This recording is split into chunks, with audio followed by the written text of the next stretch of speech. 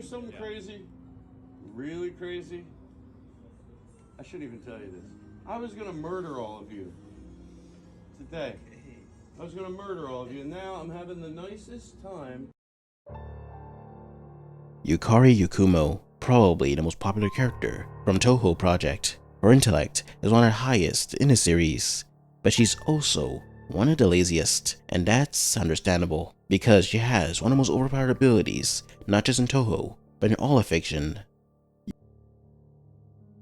Yukari has the ability to manipulate boundaries. What exactly is a boundary? It sounds abstract at first, but the idea is surprisingly simple.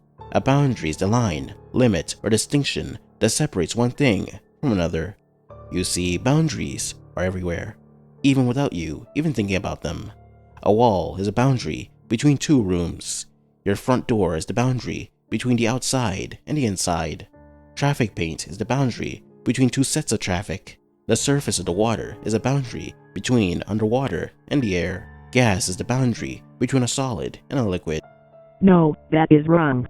Liquid is the boundary between solids and gases. Boundaries are the invisible rules that divide, categorize, or define the world. Without them, nothing could be recognized as its own thing. If all boundaries were erased, everything would collapse into a single, undifferentiated mass, essentially one enormous object with no division at all. In the world of Toho, Yukari's powers is based on this concept. She doesn't just manipulate a few boundaries, she manipulates any boundary, from physical ones to abstract ones to conceptual ones. Anything that separates two things, no matter how concrete or theoretical, falls under jurisdiction. That's why her ability is often described as having no true limits, since existence itself depends on boundaries to function. Understanding and altering these boundaries means she can theoretically affect anything in reality. Think of how many boundaries exist in everyday life that most people never notice. There's a boundary between light and darkness, which creates day and night. There's a boundary between solid ground and the open air, which allows cliffs, buildings, and mountains to exist as recognizable structures. There's a boundary between your physical form and not existing at all. Even concepts like winter and spring are boundaries between seasonal states. They're not just lines drawn in space, they're distinctions that shape how the world organizes itself.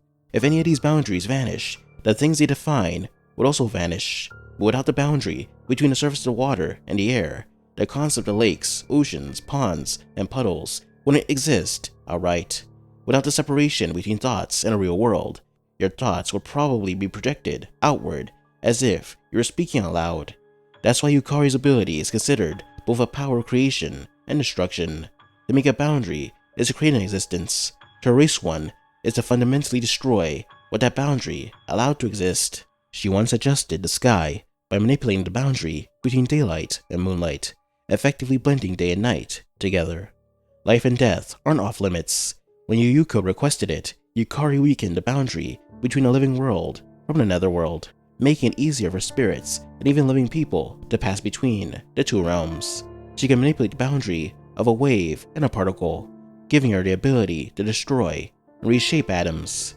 She could probably manipulate the boundary between mass and gravity, allowing her to give a baseball the same gravitational force of Jupiter. The boundary between hot and cold, which will let her heat food, cool drinks, or create sudden temperature shifts without fire or ice.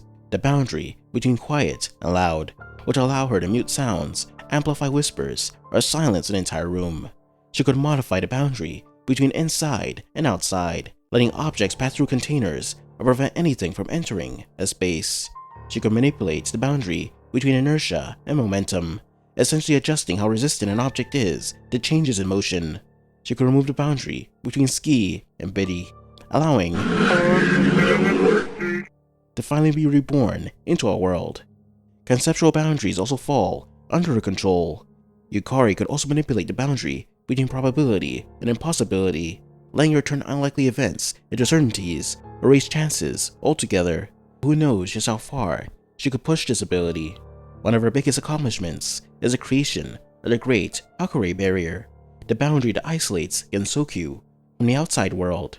She manipulates the boundary of fantasy and reality itself, designating the outside world as real, and Gensokyu as illusionary. That one concept shift changed the fate of yokai. letting them fade from the modern world while thriving in a sealed-off land of Gensokyu. This all leads to the secondary part of her ability, the creation of gaps. These gaps are the visual and practical expression of her boundary manipulation. A gap is essentially a tear in a boundary between two separate spaces, allowing Yukari to connect distant points as easily as opening a door.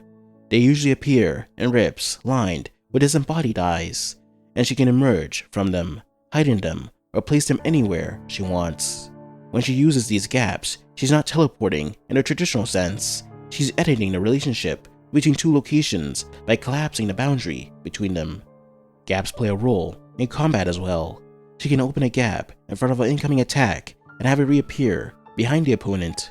She can reach into a gap and pull out random objects like full-on trains. She can open a gap full of matter and then open another gap full of antimatter to create a giant matter explosion. Sometimes she merges multiple gaps to create distortions in space, warping the battlefield. And when she needs to avoid attacks, she can simply retreat into a gap, slipping between boundaries where normal attacks can't reach. The core truth of Yukari's ability is that everything physical, conceptual, spiritual, or imaginary has a boundary, and if everything has a boundary, then everything can, in theory, be affected by her. That's why her ability is described as limitless. So, with that said, how well will Yukari and her boundary manipulation fare against other OP characters from fiction?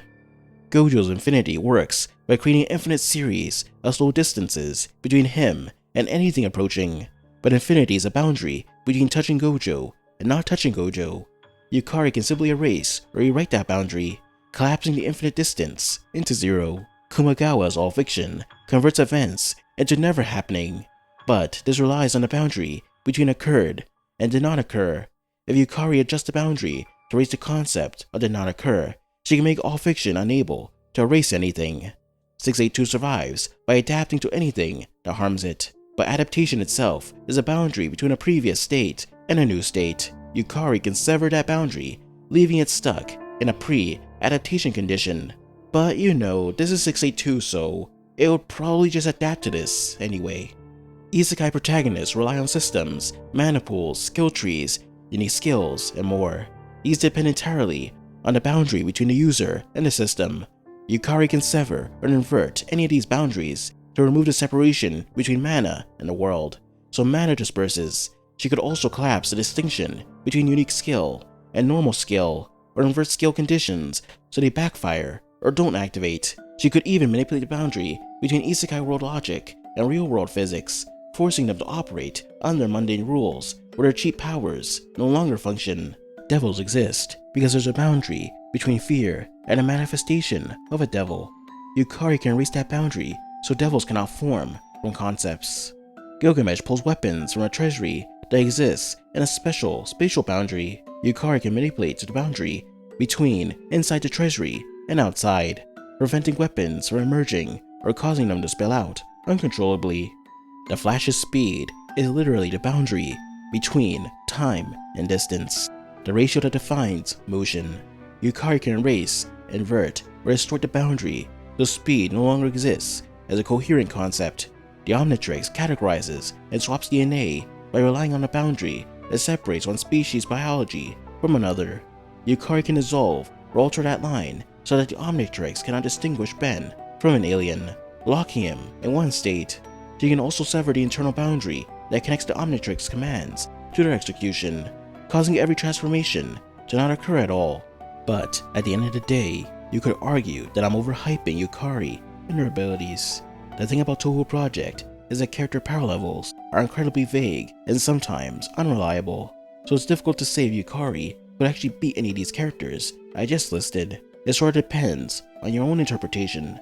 However, this doesn't take away from the fact that boundary manipulation is still stated to be limitless in its applications. Even if you don't think Yukari is a planet buster or something, her control over boundaries could easily dispatch most opponents if they're not careful.